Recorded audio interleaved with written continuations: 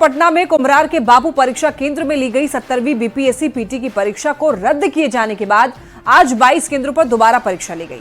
आज की परीक्षा में 5,900 अभ्यर्थी शामिल हुए, जो कि बापू परीक्षा में शामिल होने वाले अभ्यर्थियों से 700 ज्यादा है। ये बताइए, क्वेश्चन पेपर कैसा था? क्वेश्चन पेपर काफी अच्छा था। कंपैरेटिवली इस बार कैसा पेपर था? इजी था। तमाम सवालात और सियासत के बीच बापू एग्जाम सेंटर की रद्द हुई परीक्षा की पुनर्परीक्षा हो गई। और तो और बीपीएससी की पुनर्परीक्षा पर छात्रों ने मुहर भी लगा दी। कैसे, वो भी बताएंगे। पहले पेपर कैसा था, इस पर परीक्षा देकर बाहर निकले परीक्षार्थियों की राय सुन लीजिए। ये बताइए, क्वेश्चन पेपर कैसा था? क्वेश्चन पेपर काफी अच्छा था। पिछले 2 बार से बहुत अच्छा था। 13 दिसंबर को जो एग्जाम हुआ था उसके कंपैरेटिवली थोड़ा आसान था इस बार। अच्छा, तो क्या लगता है चांसेस कितना अभ्यर्थियों के लिए? चांसेस इस बार ज्यादा है। 13 दिसंबर के कंपैरेटिवली इस बार कैसा पेपर था? इजी था। इजी था, मॉडरेट था, या कौन सा ऐसा सब्जेक्ट? करंट अफेयर जो थे वो बहुत पुराने थे। अच्छा। लेकिन जो लास्ट एग्जाम हुआ था उसके अंदर करंट अफेयर 2024 के ही थे, बट इसमें नहीं थे। इसमें 2020 के और 2023 मतलब बैक ईयर के थे, इस ईयर के नहीं थे। फैक्चुअल पेपर था। बापू एग्जाम सेंटर की रद्द हुई परीक्षा की पुनर्परीक्षा में 5,900 अभ्यर्थी शामिल हुए। बड़ी बात यह है कि इस बार बापू सेंटर पर हुई परीक्षा से भी 700 से ज्यादा परीक्षार्थियों ने परीक्षा दी, वो भी तब जब तमाम विपक्ष के नेता परीक्षा रद्द करने की मांग कर रहे थे। लेकिन परीक्षा में हिस्सा लेकर बीपीएससी की पुनर्परीक्षा पर छात्रों ने मुहर भी लगा दी। अब जेडीयू बीजेपी के नेता विपक्षी नेताओं पर तंज कस रहे हैं। इससे ये भी पता चल रहा है कि कुछ लोग, कुछ नेता जिनका वजूद उपचुनाव के बाद समाप्त होने जा रहा था, वो लोग आग में घी डालने का काम कर रहे थे। और ऐसे परिस्थिति में आज उनको मुंहतोड़ जवाब मिला। उनको एग्जाम करा दिया गया। अब सारा विषय समाप्त हो चुका है। अब जिनको धरना पे बैठना है बैठते रहे। आपको बता दें कि 13 दिसंबर को बिहार में 912 केंद्रों पर पीटी परीक्षा हुई। 911 केंद्रों पर परीक्षा शांतिपूर्ण हुई। सिर्फ एक सेंटर बापू एग्जाम सेंटर पर पेपर लीक की अफवाह उड़ी और कुछ छात्रों ने अनियमितता का आरोप लगाकर हंगामा किया, जिसको देखते हुए आयोग ने बापू सेंटर की परीक्षा रद्द कर दी और 4 जनवरी को पुनर्परीक्षा की तारीख तय कर दी। लेकिन इसी बीच जमकर राजनीति हुई। तेजस्वी यादव गर्दनीबाग में छात्रों से मिले तो कांग्रेस और लेफ्ट जैसी पार्टियों ने प्रदर्शन किया। तो प्रशांत किशोर पूरी परीक्षा को रद्द कराने के लिए अनशन पर बैठ गए। लेकिन छात्रों ने परीक्षा में हिस्सा लेकर ये बता दिया कि उन्हें राजनीति से नहीं, रोजगार से मतलब है। न्यूज 18 के लिए पटना से संजय कुमार। बिहार बीजेपी अध्यक्ष दिलीप जायसवाल ने बीपीएससी अभ्यर्थियों के समर्थन में प्रशांत किशोर के अनशन पर निशाना साधा है। दिलीप जायसवाल ने प्रशांत किशोर को राजनीतिक व्यवसायी बताया। प्रोफेशनल पॉलिटिशियन है, इसलिए उनका कोई भी स्टेप जो है उसमें भी कोई न कोई व्यवसाय रहता है। तो राजनीतिक व्यवसायी हैं वो। ये लोग देखिए, इन लोगों का जो है उपचुनाव के बाद वजूद समाप्त हो गया, तो कहीं न कहीं वो लोग प्लेटफॉर्म खोजते रहते हैं। तो इन लोगों को कोई काम नहीं है, जहां हुआ आग देखते हैं वहां पर घी लेके पहुंच जाते हैं। पूर्णिया के सांसद पप्पू यादव ने बीपीएससी परीक्षा को लेकर के सरकार पर निशाना साधा है। पप्पू यादव ने आरोप लगाया है कि परीक्षा में जमकर धांधली हुई। बीपीएससी के बच्चों पर जुर्म बर्दाश्त से बाहर है। और बच्चों पर और जुल्म, इतना आतंक, इतना ज़्यादा माहौल। कल ही परसों हमें फिर गवर्नर से मिलना है। बिहार बंद का भी हम लोगों ने सोचा है 12 तारीख। हाई कोर्ट में भी इंटरवेनर है और सुप्रीम कोर्ट भी हम लोग जाएंगे।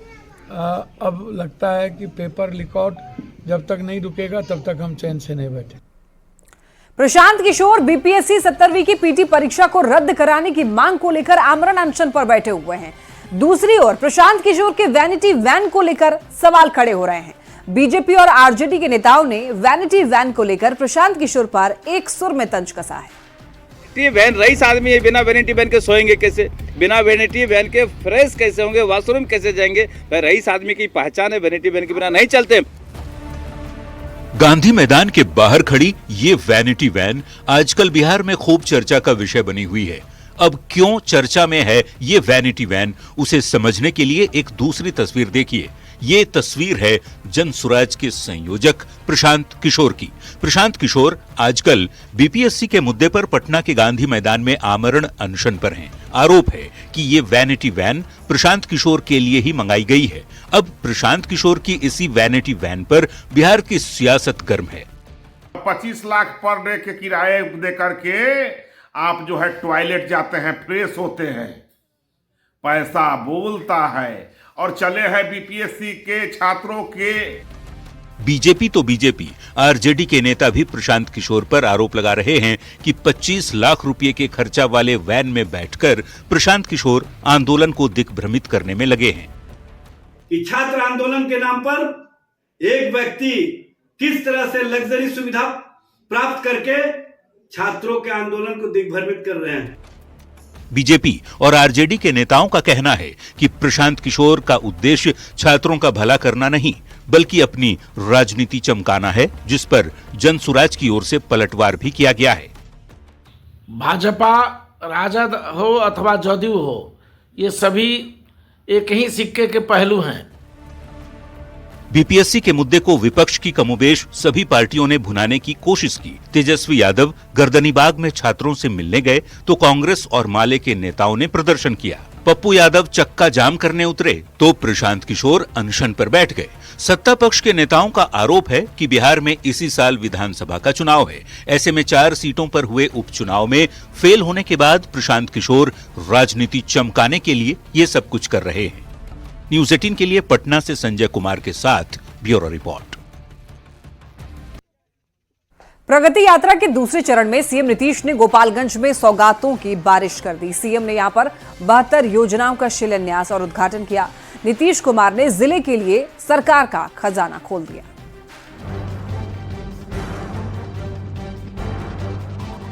सीएम नीतीश कुमार की प्रगति यात्रा का दूसरा चरण शुरू हो गया है।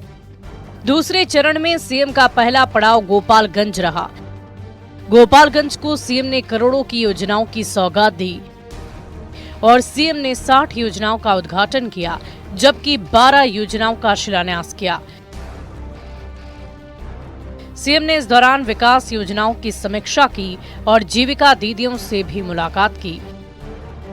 सीएम ने यहां ITI कॉलेज समेत 72 योजनाओं का शिलान्यास और उद्घाटन किया। करसघाट में तकरीबन 72 योजनाओं का शिलान्यास और उद्घाटन करने के बाद कलेक्ट्रेट परिसर में पहुंच चुके हैं। सीएम नीतीश कुमार ने अधिकारियों के साथ समीक्षा बैठक में कई योजनाओं की सौगात दी है। गोपालगंज से छपरा तक सारण तटबंध पर सड़क बनाने के निर्देश दिए। भोजपुरवा से तुरकाहा तक बाईपास रिंग रोड बनाने का निर्देश दिया। साथ ही थावे मंदिर के सौंदर्यीकरण समेत प्रत्येक ब्लॉक में 1 डिग्री कॉलेज खोलने का निर्देश दिया है। मुख्यमंत्री नीतीश कुमार ने गोपालगंज में प्रगति यात्रा के दौरान कई योजनाओं की सौगात दी है। तकरीबन 72 योजनाओं का उद्घाटन और शिलान्यास मुख्यमंत्री के द्वारा किया गया। विश्वविद्यालय गोपालगंज में खोलने को लेकर भी आश्वासन दिया गया। इसके अलावा प्रत्येक ब्लॉक में 1 डिग्री कॉलेज भी खोलने के लिए जो है आदेश मुख्यमंत्री के द्वारा दिए गए हैं। सीएम नीतीश कुमार ने अपनी प्रगति यात्रा में एक बार फिर सौगातों की झड़ी लगा दी है। गोपालगंज के लिए सीएम ने सरकार का खजाना खोल दिया है। न्यूज़ 18 के लिए गोपालगंज से गोविंद कुमार की रिपोर्ट। अररिया में आरजेडी की सांगठनिक बैठक में शिरकत करने आए आरजेडी सांसद मनोज झा ने सीएम नीतीश कुमार पर निशाना साधा। मनोज झा ने कहा है कि सरकार नाम की कोई चीज नहीं रह गई है, सरकार कोलैप्स कर गई है। जिले का हाकिम भी खुद को सुपर सीएम समझ रहा है। सीएम को ये पता ही नहीं है कि वो क्या है। सीमांचल से लेकर पूर्वांचल तक, जहानाबाद से लेकर के औरंगाबाद तक, कहीं भी चले जाइए, जब सरकार चरमराती है ना, यहां सरकार नाम की चीज कोलैप्स कर गई। तो जिले का जो हाकिम है वो अपने को सुपर मुख्यमंत्री समझ रहा है। प्रखंड में जो प्रखंड का हाकिम है वो सुपर मुख्यमंत्री समझ रहा, और जो मुख्यमंत्री हैं उन्हें पता ही नहीं कि वो क्या हैं। अब पटना से बड़ी खबर है। न्यूज़ 18 की खबर का बड़ा असर देखिए। TRE 3 में गेस्ट टीचर का फिर से रिजल्ट जारी होगा। बीपीएससी संशोधित रिजल्ट जारी करेगा। न्यूज़ 18 की खबर पर आयोग ने संज्ञान लिया। अधिकारियों ने जानकारी देते हुए भरोसा दिया है, गेस्ट टीचर्स को हर हाल में वेटेज का लाभ मिलेगा। शिक्षा विभाग से गेस्ट टीचर्स की मांगी गई सूची, और देखिए आपको बता दें कि सूची का मिलान करके एक बार फिर से रिजल्ट जारी होगा और अनुभव के आधार पर यानी कि एक्सपीरियंस के आधार पर 25 नंबर का वेटेज मिलना है। 11 जनवरी तक रिजल्ट जारी करने का भरोसा दिया गया है। कोर्ट के आदेश का हर हाल में पालन होगा, बीपीएससी का ये कहना है। और परीक्षा में शामिल लगभग 492 अभ्यर्थियों को सीधा वेटेज का लाभ मिलेगा। वहीं देखिए पीजीटी में सभी गेस्ट टीचर्स शामिल हुए थे और सफल हुए अभ्यर्थियों को सफलता मिल सकती है। ज्यादा जानकारी के लिए न्यूज 18 संवाददाता रजनीश हमारे साथ जुड़ रहे हैं। रजनीश, देखिए गेस्ट टीचर का रिजल्ट एक बार फिर से जारी होगा, यानी कि संशोधित रिजल्ट जारी करने की बात की जा रही है। एक बार पूरी जानकारी दीजिए। देखिए बिल्कुल, टीआरई 3 का रिजल्ट जारी हुआ था और पीजीटी में जो है 492 जो पीजीटी के अभ्यर्थी हैं, जो गेस्ट टीचर्स अलग अलग स्कूलों में कार्यरत थे, उनका रिजल्ट जारी हुआ, लेकिन वो असफल हो गए क्योंकि उन्हें वेटेज का लाभ नहीं मिला। और इसके बाद न्यूज 18 से सभी ने एक तरह से अपील की थी और न्यूज 18 ने खबर को प्रमुखता से दिखाया है, जिसके बाद बीपीएससी के तमाम अधिकारी ने संज्ञान लिया है और आज परीक्षा नियंत्रक हो या फिर सचिव हो, उन्होंने भरोसा दिया है कि अब जो है संशोधित रिजल्ट जारी किए जाएंगे, यानी फिर से रिजल्ट जारी होगा। जो गेस्ट टीचर्स हैं इन्हें वेटेज का लाभ हर हाल में दिया जाए, जैसा कि पटना हाईकोर्ट ने आदेश दिया था। तो कुल मिलाकर जो 492 अभ्यर्थी हैं उन्हें अब 25 अंक अधिकतम जो है वेटेज का लाभ मिलेगा, जिसके बाद जो असफल हुए हैं उन्हें सफलता मिल सकती है। और 11 जनवरी तक ही टारगेट रखा गया है, क्योंकि इनकी काउंसलिंग भी होनी है बाकी अभ्यर्थियों की तरह, और काउंसलिंग से पहले जो है इनका रिजल्ट हर हाल में जारी किया जाएगा, ये आयोग का दावा किया गया। जी बिल्कुल रजनीश, देखिए एक तरफ बीपीएससी एग्जाम कंडक्ट करवा रहा, री एग्जामिनेशन भी उधर हुआ, दूसरी तरफ टीआरई का भी जो पेपर है उसको लेकर के भी बात की जा रही है। इधर अब ये गेस्ट टीचर को यहाँ पर वेटेज का लाभ मिलेगा, तो क्या ये 11 तारीख तक रिजल्ट जो है वो रिलीज हो जाएगा?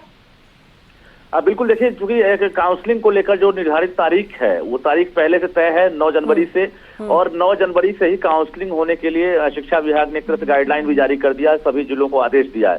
लेकिन फिलहाल बीपीएससी 17वीं पीटी की पुनर्परीक्षा को लेकर जो 9 जनवरी की तारीख है उसमें बदलाव हो सकता है। 1 से 2 दिन जो काउंसलिंग की तिथि है उसमें बदलाव होने की संभावना है, और ऐसे में जो जिला आवंटन का काम है बीपीएससी को करना है, तो जिला आवंटन का काम अब 9 तारीख तक हो सकता है। तो कहीं ना कहीं शिक्षा विभाग फिर से शेड्यूल जो है एक तरह से नई तरीके से जारी करेगा, जिसमें गेस्ट टीचर्स के रिजल्ट भी आ जाएंगे और इसके साथ साथ जो नए टीआरई के जो रिजल्ट होंगे और जो पुराने अभ्यर्थी हैं जिनका रिजल्ट पहले आ चुका है पीजीटी तक का, वो इसमें शामिल होंगे, उनकी काउंसलिंग कराई जाएगी। ठीक है, बहुत धन्यवाद आपका इन तमाम जानकारियों के लिए रजनीश। अब देखिए बिहार में आज ईओयू ने ताबड़तोड़ छापेमारी की। पटना में बेऊर जेल के सुपरिटेंडेंट विधु कुमार के कई ठिकानों पर छापेमारी की। इसी मामले में मोतिहारी में जमीन कारोबारी नीरज कुमार सिंह के घर पर भी धावा बोला गया।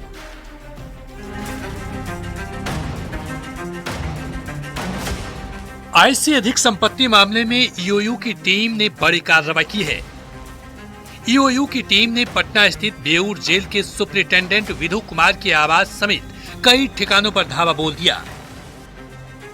जेल सुपरिटेंडेंट के खिलाफ आय से अधिक 146% संपत्ति मिली है, जिसे लेकर ईओयू ने अपने थाने में केस दर्ज किया है। आय से अधिक संपत्ति मामले में आर्थिक अपराध इकाई की टीम ने पटना में एक बड़ी कार्रवाई की है। बेऊर जेल के सुपरिटेंडेंट विधु कुमार के ठिकानों पर छापेमारी चल रही है। सूत्रों की माने तो विधु कुमार की संपत्तियों से जुड़े कई अहम दस्तावेज हाथ लगे हैं। करोड़ों रुपए की बेनामी संपत्ति का भी खुलासा हो सकता है। इस कार्रवाई से पूरे जेल प्रशासन में हड़कंप मचा है। एक बिल्डर से इनके साठगांठ, जो सूत्र है वो बता रहे हैं कि बिल्डर से साठगांठ के सबूत मिले हैं आर्थिक अपराध इकाई को, और इनकी पोस्टिंग रही है कई जगहों पर, पूर्णिया, मधुबनी, कटिहार और फिलहाल पटना में इनकी पोस्टिंग है। और इस दौरान भ्रष्टाचार के कई आरोप जो थे वो सामने आए थे, जिसकी जांच चल रही थी। केंद्रीय एजेंसी और ईओयू की टीम ने मोतिहारी में छापेमारी की है। टीम ने जमीन कारोबारी नीरज कुमार सिंह के ठिकाने पर छापा मारा। नीरज कुमार लंबे समय से जमीन कारोबार से जुड़े हैं। नीरज कुमार सिंह लंबे समय से जांच एजेंसियों के रडार पर थे। नीरज कुमार सिंह ने काफी कम समय में अरबों की संपत्ति बनाई है। छापेमारी के तार बेऊर जेल के अधीक्षक विधु कुमार से जुड़े हैं।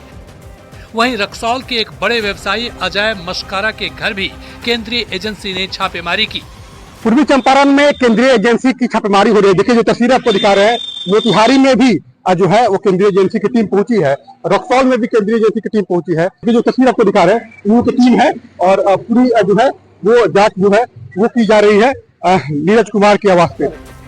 बिहार में ईओयू और केंद्रीय एजेंसी के ताबड़तोड़ एक्शन के बाद हड़कंप मचा है। भ्रष्टाचार के खिलाफ बिहार में लगातार एक्शन जारी है। न्यूज 18 के लिए पटना से संजय कुमार और मोतिहारी से अवनीश कुमार की रिपोर्ट।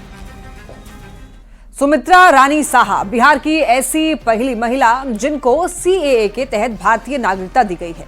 बता दें कि वो 1985 में बांग्लादेश से बिहार आई थी। एक लंबे इंतजार के बाद उन्होंने भारतीय नागरिकता हासिल कर लिया है। नागरिकता मिलने के बाद रानी साहा का परिवार बहुत खुश है। सुमित्रा रानी साहा के परिवार से खास बातचीत की न्यूज 18 संवाददाता चंदन कुमार ने। सीएए के तहत बिहार का पहला नागरिकता भोजपुर जिले के चित्रटोली रोड की रहने वाली सुमित्रा प्रसाद को मिला है। पहले जहां इनको हर वर्ष यहाँ रहने के लिए वीज़ा लेना पड़ता था, लेकिन बिहार की पहली जो नागरिकता मिली है वह इन्हीं को मिली है। ये परिवार भोजपुर जिले के आरा शहर के चित्रटोली रोड में रहता है और उसी परिवार के बीच हम पहुँचे हैं। साफ तौर पर इनके चेहरे पर नागरिकता मिलने की खुशी देखी जा रही है। बहुत दिन के बाद आज हमको ये खुशी मिली है कि सारा भारतवासी के साथ हम रह रहे हैं। जितना भारतवासी के अधिकार सबका है, आज उसी के उन्हीं लोग के बराबर हमको भी हक मिला है। इसके चलते आज हम पहले कितना दिक्कत होता था बहुत हर साल जे कि हमारा स्थिति उतना अच्छे भी नहीं था। मिल गई, बहुत खुश है। उम्मीद नहीं था, क्योंकि बहुत बार लोग यहाँ से बोलता था कि बांग्लादेश भेज देंगे, यहाँ कोई अधिकार नहीं है, कोई यहाँ का सुख सुविधा नहीं मिलता था, राशन, पैन कार्ड, आधार कार्ड कुछ नहीं था वहाँ का। यहाँ तक कि एक भी अकाउंट अभी तक नहीं खुला है। तो अब आगे हम सब बनवाएंगे। अप्लाई आपने कब किया था और कब ये सूचना मिली? हम नवंबर में किए थे और कल हमको 2 बजे ये सूचना मिली है कि आप लोग नागरिकता हो गए हैं। बहुत अच्छी बात है, बहुत बढ़िया बात है। अभी जो मोदी जी ने हमारा किया, देखिए परिवार को जो खुशी है उनके चेहरे पर साफ तौर पर देखी जा सकती है। और इस परिवार ने खुशी के मारे कल से खाना भी नहीं खाया है, क्योंकि बिहार में और आरा में इनको ये पहली नागरिकता सीएए के तहत मिली है। चंदन कुमार, न्यूज 18 भोजपुर। खबरें लगातार जारी है। इसी के साथ इस बुलेटिन में इतना ही।